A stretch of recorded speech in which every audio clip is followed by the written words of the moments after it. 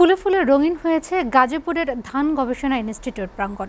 বসন্তের রূপ ছটায় শোভিত চারদিক।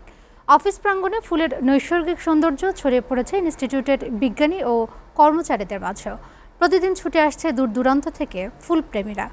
গাজীপুরের প্রতিনিধির প্রতিবেদন। নব ফাল্গুন দিনে নানা রঙের ফুলের মেলা।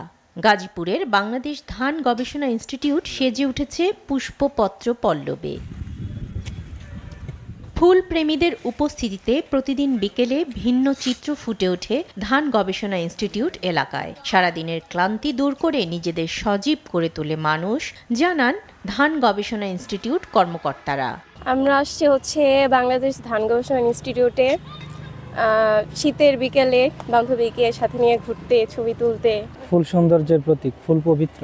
আমার বাসা এখান থেকে কাছেই, আমি ফুল প্রতি বছরই দেখতেছি। এখানে ওনারা প্রতি বছরই ফুল করে, এবার মনে হইতেছে একটু কম। শীতের মৌসুমে সুন্দর ফুল দেখার জন্য আমরা এখানে ঘুরতে আসি।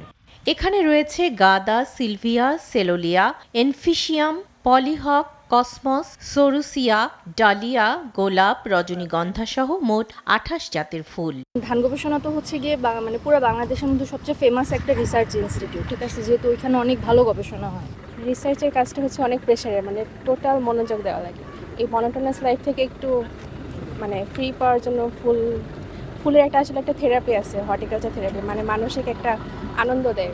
বাংলাদেশের খাদ্য নিরাপত্তার জন্য নিরলস কাজের পাশাপাশি নান্দনিক কর্মপরিবেশ সৃষ্টির জন্য এই আঙিনাকে সাজানো হয়েছে বলে জানান এখানকার কর্মকর্তা।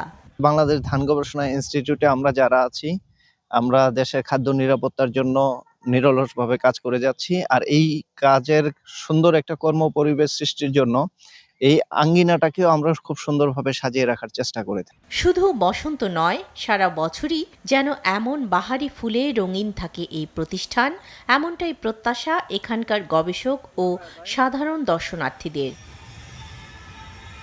এসিটিভি নিউজ ডেস্ক।